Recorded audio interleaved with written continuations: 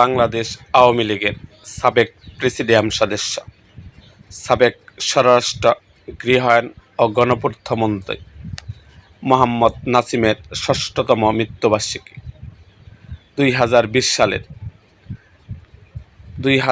সালের ১৩ই জুন তিনি মৃত্যুবরণ করেন। মোহাম্মদ নাসিম বাংলাদেশের একজন রাজনীতিবিদ ছিলেন। তিনি স্বাস্থ্য ও পরিবার কল্যাণ মন্ত্রণালয়ের সাবেক মন্ত্রী ছিলেন। তিনি ১৯৯৬ সালে স্বরাষ্ট্র, গৃহায়ন ও গণপূর্ত এবং ডাক ও টেলিযোগাযোগ মন্ত্রণালয়ের দায়িত্বপ্রাপ্ত মন্ত্রী হিসাবে দায়িত্ব পালন করেন। তিনি ৬বার জাতীয় সংসদ সদস্য নির্বাচিত হয়েছিলেন। এছাড়াও তিনি বাংলাদেশ আওয়ামী লীগের সভাপতিমণ্ডলীর সদস্য ও ১৪ দলের মুখপাত্র হিসাবে ছিলেন। ১৯৪৮ সালের ২রা এপ্রিল সিরাজগঞ্জ জেলার কাজীপুর উপজেলায় জন্মগ্রহণ করেন তিনি। তার পিতা শহীদ ক্যাপ্টেন এম মুনসুর আলী বাংলাদেশের মুক্তিযুদ্ধের অন্যতম সংগঠক, মুক্তিযুদ্ধকালীন বাংলাদেশ সরকারের মন্ত্রী, স্বাধীন বাংলাদেশের তৃতীয় প্রধানমন্ত্রী ছিলেন।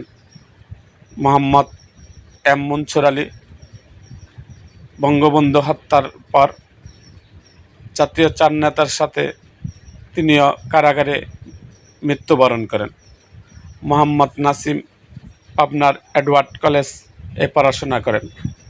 এডওয়ার্ড কলেজ থেকে তিনি এইচএসসি পাশের পর তিনি ঢাকায় এসে জগন্নাথ কলেজ, বর্তমানে জগন্নাথ বিশ্ববিদ্যালয়ে ভর্তি হন এবং এখান থেকে রাষ্ট্রবিজ্ঞান বিষয়ে স্নাতক ডিগ্রি অর্জন করেন। ছাত্র ইউনিয়নের মাধ্যমে ৬০-এর দশকে ছাত্র রাজনীতির জীবন শুরু করেন। তিনি ছাত্র সংগঠন, ছাত্র ইউনিয়নের নেতা ছিলেন। পরবর্তীতে বঙ্গবন্ধুর সরাসরি প্রভাবে তিনি ছাত্রলীগে যোগদান করেন।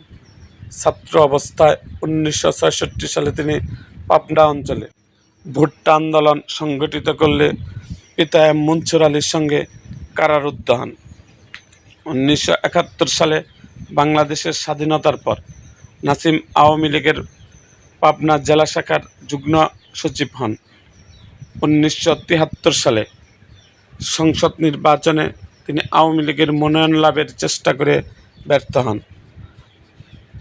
পরে তাকে আওয়ামী লীগের যুব শাখা বাংলাদেশ যুবলীগের প্রেসিডিয়াম সদস্য করা হয়। ১৯৭৫ সালে বাকশাল গঠনের পর তাকে এর সাধারণ সম্পাদক নিযুক্ত করা হয়।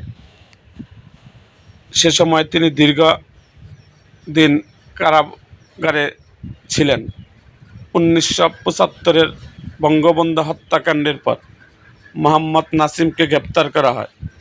সে সময় দীর্ঘদিন কারাগারে ছিলেন তিনি ২০২০ সালের ১৩ই জুন মৃত্যুবরণ করেন।